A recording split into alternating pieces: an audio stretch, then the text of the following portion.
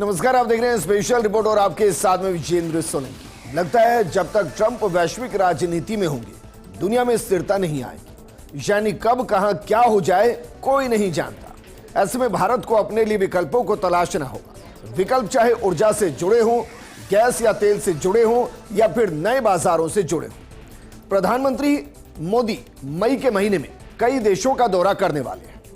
इन दौरों के दौरान भारत के लिए क्या क्या संभावनाएं हैं और भारत इन देशों का दौरा क्यों कर रहा है। वहीं जो यूरोप अमेरिका के इर्द गिर्द घूमता था वो भी अब भारत की तरफ देख रहा है। इसके साथ ही यूरोपियन यूनियन के साथ भारत पहले ही एफटीए कर चुका है। अब माना जा रहा है कि इसको लेकर ऑफिशियल फैसले होंगे और कई डिसीजन होंगे। इसके साथ ही केन्या, नॉर्वे, नीदरलैंड, इटली और स्वीडन के दौरे पर भी मोदी रहने वाले हैं।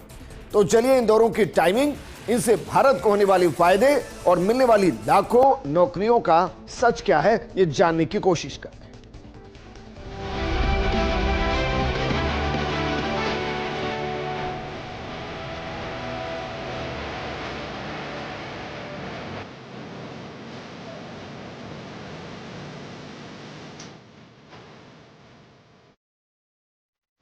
सबसे पहले जरा देखिए प्रधानमंत्री मोदी के जो संभावित दौरे बन रहे हैं वो कब से कब तक के और कौन कौन से देशों के हैं, जरा एक नजर इस पर डालते हैं। देखिए तारीख 15 से 20 मई, इसमें नॉर्वे के दौरे पर होंगे, इटली के दौरे पर, नीदरलैंड के, स्वीडन के।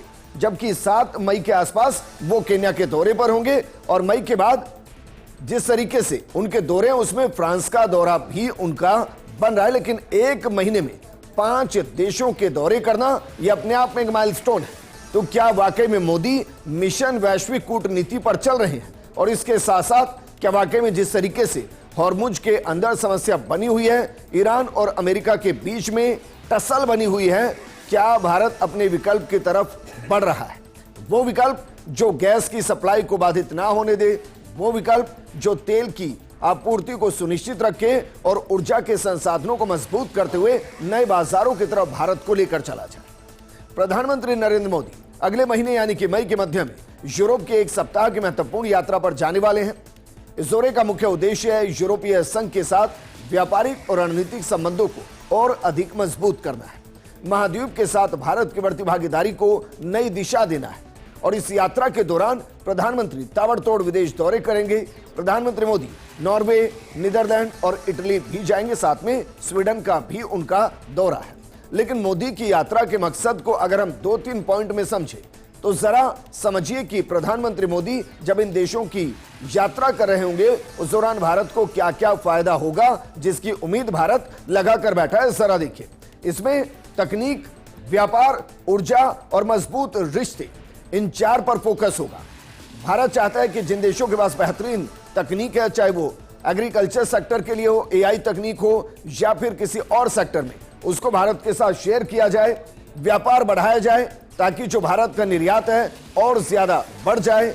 ऊर्जा सेक्टर के अंदर और ज्यादा मजबूती से भारत आगे बढ़े और नवीन ऊर्जा को लेकर जो नवीन तकनीक है उसको भारत के अंदर समझौते के जरिए लाया जाए। और उससे भी महत्वपूर्ण अन्य देशों के साथ, खासकर यूरोपियन संघ के साथ मजबूत रिश्ते बनाए जाएं और उनको और ज्यादा मजबूती दी जाए।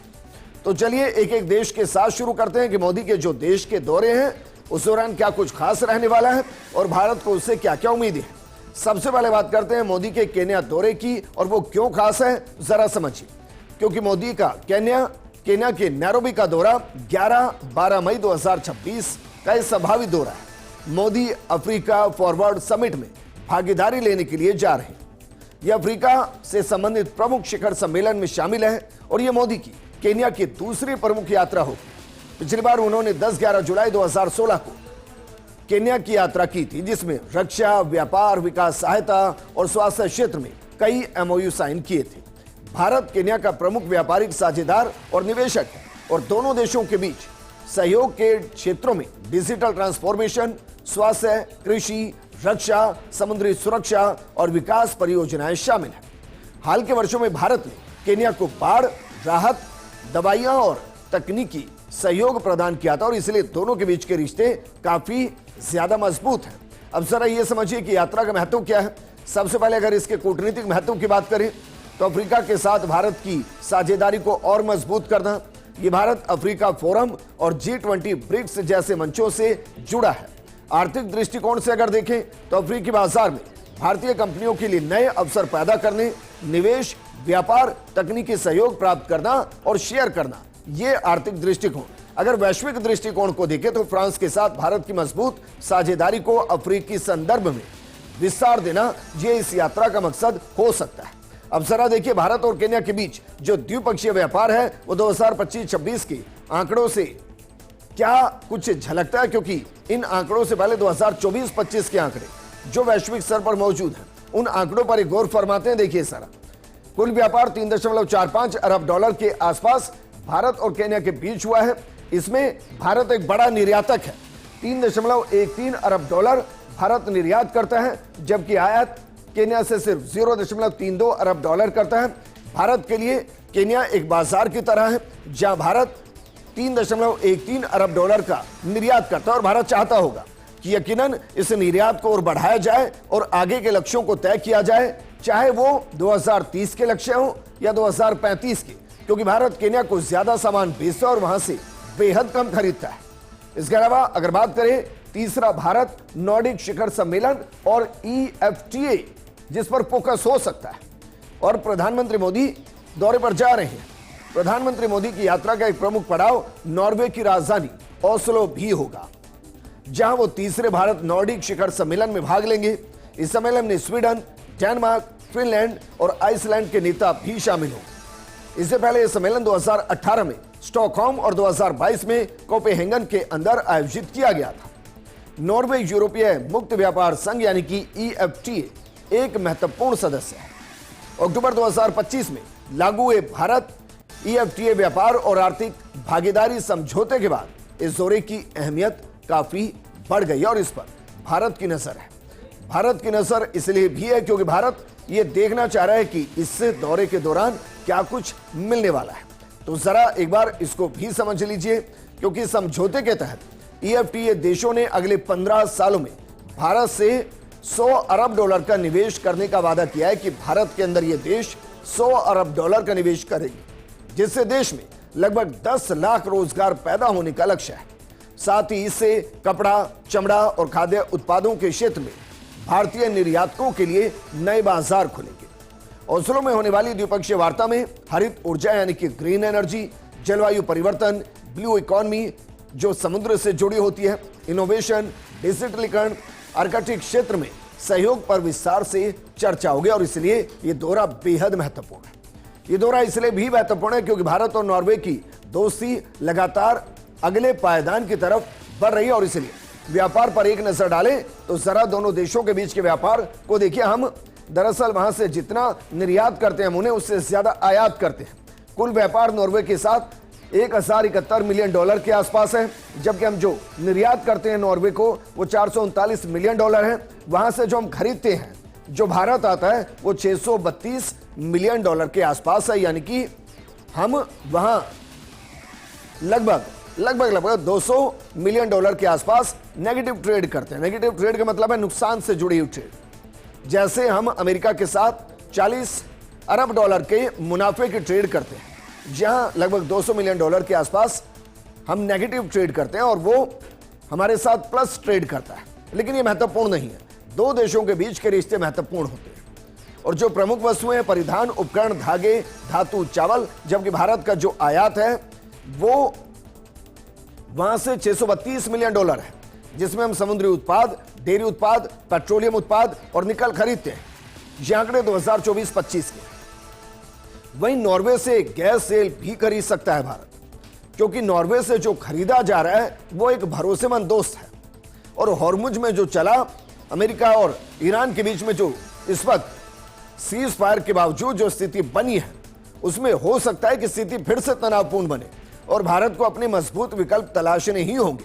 2025 की रिपोर्ट के अनुसार नॉर्वे के पास लगभग 691 करोड़ बैरल प्रमाणित तेल भंडार है, जो इसे दुनिया में 20वें स्थान पर रखता है। इसके बाद दुनिया का 18वां सबसे बड़ा प्राकृतिक गैस भंडार है। 2025 के अंत तक नॉर्वे के पास लगभग 1219 अरब मानक घन मीटर गैस भंडार शेष था।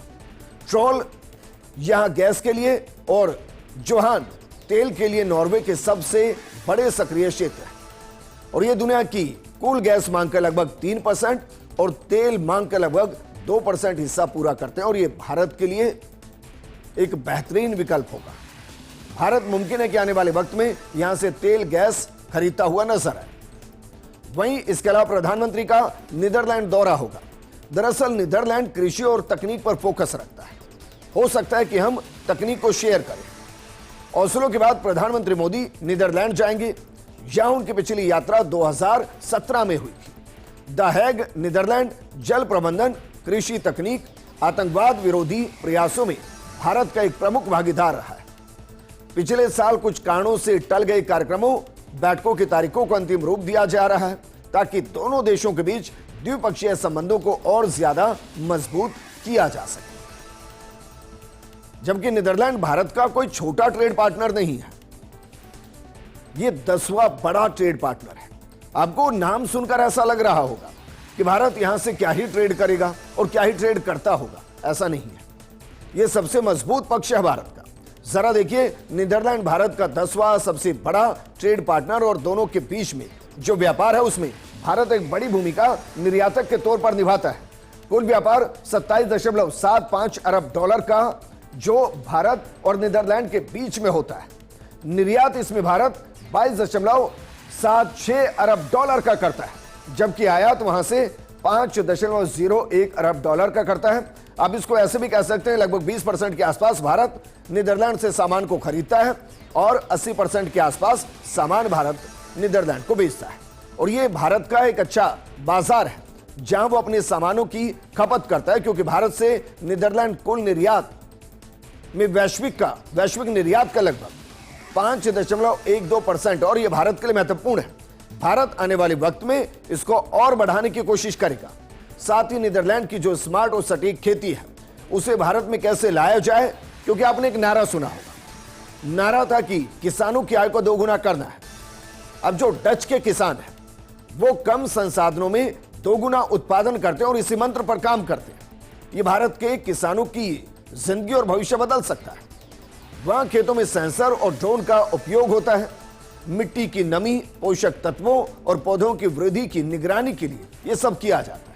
वहां चाहे कटाई हो, निराई हो, रोपण हो, ये काम रोबोट के जरिए होते हैं। नीदरलैंड में दुनिया के सबसे बड़े और आधुनिक ग्लास हाउस है। यहां तापमान, प्रकाश और आर्द्रता को कंप्यूटर द्वारा नियंत्रित किया जाता है, जिससे साल भर फसलें उगाई जा सकती है। भारत के लिए तकनीक महत्वपूर्ण है। नीदरलैंड अपनी हॉर्ट्री रोड टू इंडिया ये एक पहल है जिसके माध्यम से भारत में भी अपनी तकनीक पहुंचा रहा है। इस वक्त की बात करें तो पंजाब और महाराष्ट्र जैसे राज्यों में डच तकनीक से स्ट्रॉबेरी और टमाटर की खेती के प्रोजेक्ट चल रहे हैं। आने वाले वक्त में हो सकता है कि राजस्थान, बिहार, मध्य प्रदेश, गुजरात और बाकी राज्यों के अंदर भी हमें डच तकनीक नजर आए और उसको लेकर हो सकता है कि प्रधानमंत्री मोदी कोई समझौता करता भी नजर आए। इसके अलावा भी प्रधानमंत्री मोदी कई देशों के दौरे पर रहने वाले हैं। उनमें इटली और वेटिकन सिटी, यहां भी जाने का प्रधानमंत्री मोदी का कार्यक्रम है। और अगर वो इटली जाते हैं तो यह उनकी पहली द्विपक्षीय यात्रा होगी। प्रधानमंत्री मोदी के कार्यक्रम में इटली भी शामिल है और यह उनकी इटली की पहली द्विपक्षीय यात्रा होगी। हालांकि वो 2021 में G20 शिखर सम्मेलन, 2024 में G7 आउटरीच के लिए भी रोम जा चुके हैं।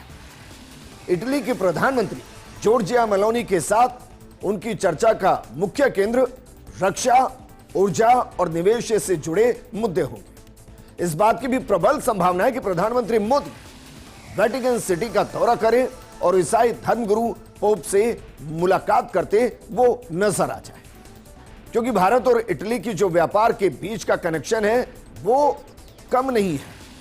दोनों के बीच में हालांकि नीदरलैंड के मुकाबले ट्रेड कम है, लेकिन फिर भी प्रधानमंत्री मोदी इस दौरे के जरिए इसे ट्रेड को बढ़ाने की कोशिश कर सकते हैं, क्योंकि भारत इटली को निर्यात ज्यादा करता है और आयात वहां से कम करता है। आंकड़े क्या कहते हैं जरा एक बार इस पर भी नजर डालते हैं। जो कुल व्यापार भारत और इटली के बीच होता है वो 13.84 अरब डॉलर के आसपास होता है। निर्यात इसमें से 8.76 अरब डॉलर है, जबकि आयात इसमें 5.8 अरब डॉलर, यानी कि भारत इटली के साथ जो ट्रेड करता है उसमें लगभग 3 अरब डॉलर मुनाफे की ट्रेड करता है, और यह भारत के लिए मुनाफे का व्यापार है। भारत चाहेगा कि इसको आने वाले वक्त में चाहे 2030 इसे बढ़ाकर 20 अरब डॉलर के आसपास तक लेकर जाए, 2047 तक इसे 50 से 70 अरब डॉलर प्रति वर्ष के हिसाब लेके जाए, क्योंकि भारत अपने लिए बाजार भी तलाश रहा है और अपनी जरूरतों के हिसाब से देशों का दौरा कर वहां कॉन्ट्रैक्ट भी कर रहा है। आप सोचिए जरा, 2024-25 में भारत का व्यापार सरप्लस लगभग 1.70 अरब डॉलर दर्ज किया गया। दोनों देशों ने साल 2029 तक द्विपक्षीय व्यापार को 20 अरब डॉलर तक ले जाने का लक्ष्य तय किया, और हम मानकर चल रहे हैं उसे वर्तमान परिस्थिति में पूरा करने की भी तरफ दोनों देश बढ़ते नजर आएंगे। लेकिन जो यात्रा का लक्ष्य है और भारत को जो उम्मीद है उन पर एक नजर डालते हैं, क्योंकि इस दौरे से एफटीए को तेजी से लागू करने, सप्लाई चेन को विविधतापूर्ण बनाने, स्वच्छ तकनीक के क्षेत्र में सहयोग बढ़ाने में मदद मिलेगी। यूरोप के साथ इस सघन कूटनीति के क्रम में प्रधानमंत्री मोदी जून के महीने में फ्रांस भी जाएंगे, जहां वो G7 शिखर सम्मेलन में हिस्सा लेंगे। भारत को 2019 से लगातार इस प्रभावशाली समूह के आउटरीच कार्यक्रमों में आमंत्रित किया जाता रहा, जो वैश्विक स्तर पर भारत के बढ़ते कद को दर्शा रहा है। वहीं भारत और स्वीडन के बीच में कुल ट्रेड का आंकड़ा क्या है, जरा एक नजर इस पर भी डाल लेते हैं। हालांकि बहुत ज्यादा नहीं है, लेकिन स्वीडन जैसी कंट्री के लिए यह वाकई में ज्यादा है। और इसमें भारत कितना निर्यात और कितना आयात करता है, क्योंकि यहां जो स्वीडन है वो सरप्लस कमाता है, सरप्लस आयात वहां से भारत करता है। जरा देखिए, अगर इस आंकड़े पर गौर किया जाए तो कुल व्यापार स्वीडन के साथ 3.93 अरब डॉलर है। इसमें से जो निर्यात है 1.33 अरब डॉलर, जबकि आयात 2.06 अरब डॉलर के आसपास है। हो सकता है कि दोनों के बीच की बातचीत के दौरान यह तय हो कि इस आंकड़े को कैसे बढ़ाया जाए, क्योंकि स्वीडन की 280 प्लस कंपनियां भारत में सक्रिय हैं। 280 से ज्यादा कंपनियां स्वीडन की इस वक्त भारत में काम कर रही हैं, जो लगभग 2 लाख से ज्यादा लोगों को रोजगार दे रही हैं। तो हो सकता है और सेटअप स्वीडन का भारत के अंदर नजर आए। अब जरा वैश्विक यात्राओं से मजबूत होते रिश्तों को भी एक बार समझ लेते हैं, क्योंकि प्रधानमंत्री मोदी बीते 12 सालों में 150 से ज्यादा विदेश यात्राएं कर चुके हैं, और इनका मकसद सिर्फ तकनीक कैसे साझा कर ली जाए, ऊर्जा के क्षेत्र में कैसे मजबूत हो जाए, कैसे हम देश के अंदर ज्यादा से ज्यादा निवेश को लेकर आए, और इसके साथ साथ बाकी देशों के साथ कैसे अपने संबंधों को और ज्यादा मजबूत किया जाए। यह हमेशा से प्रधानमंत्री मोदी का मकसद रहा है, और इसीलिए वो लगातार देशों की यात्रा करते रहते हैं। एक बार जरा सालवार देख लेते हैं, प्रधानमंत्री मोदी की किस साल में कितनी विदेश यात्राएं हुई हैं। इसका एक आंकड़ा है, जरा इस आंकड़े पर गौर फरमाइए और देखिए। प्रधानमंत्री 2014 में 9 देशों की यात्रा कर चुके हैं। 2015 में 28 देशों की यात्रा प्रधानमंत्री मोदी ने 2015 में की है। 2016 में 15 से ज्यादा देशों की यात्रा की। 2017 में 10 से ज्यादा देशों की यात्रा उन्होंने की। 2018 के अंदर उन्होंने 20 से ज्यादा देशों की यात्रा की। 2019 में 14 देशों की यात्रा उन्होंने की। 2020 में 1 देश की यात्रा की। उसका कारण दरअसल कोविड काल है। 2021 में 4 देशों की यात्रा की। 2022 में 8 देशों की यात्रा पर प्रधानमंत्री मोदी रहे। साल 2023 में 8 से ज्यादा देशों की यात्रा पर। साल 2024 में 10 से ज्यादा देशों की यात्रा पर। 2023 में 8 से ज्यादा देशों की यात्रा पर। साल 2025 में 20 देशों की यात्रा पर, और साल 2026 में अभी तक 2 देश की यात्रा प्रधानमंत्री मोदी कर चुके हैं। और इनके पीछे का मकसद होता है किस तरीके से भारत का बाकी देशों के साथ एक बेहतरीन रिश्ता रहे, भारत कैसे वहां की नवीन तकनीक को भारत के अंदर ला सके, भारत के अंदर निवेश को बढ़ाया जा सके, रोजगार के अवसर पैदा किए जा सके, कृषि को और ज्यादा उन्नत करते हुए इंडस्ट्रियल रिवॉल्यूशन भारत में लाया जा सके। और इसके साथ साथ भारत के सामने जो समस्या है उसका वैश्विक पटल पर क्या एक दीर्घकालिक समाधान हो सकता है, उस समाधान की दिशा में आगे बढ़ा जा सके। और यही मोदी का मिशन वैश्विक कूटनीति है, जिसके जरिए भारत के व्यापार को बढ़ाया जाए, देशों के साथ व्यापार को बढ़ाते हुए वहां नए बाजार के अवसर को तलाशा जाए, और भारतीय जो सामान है उसको कैसे वैश्विक परिदृश्य में बाकी देशों के मुकाबले वहां ज्यादा से ज्यादा ट्रेड किया जाए। तो चलिए इंतजार करते हैं मई के महीने में प्रधानमंत्री मोदी जब इन देशों के दौरे पर रहेंगे तो वहां से भारत के लिए क्या क्या सौगात मिलेगी वो भी हम आपको बताएंगे। इस प्रोग्राम में फिलहाल इतना ही। आप बने रहिए फर्स्ट इंडिया न्यूज के साथ, क्योंकि खबरों का सिलसिला लगातार जारी है। नमस्कार।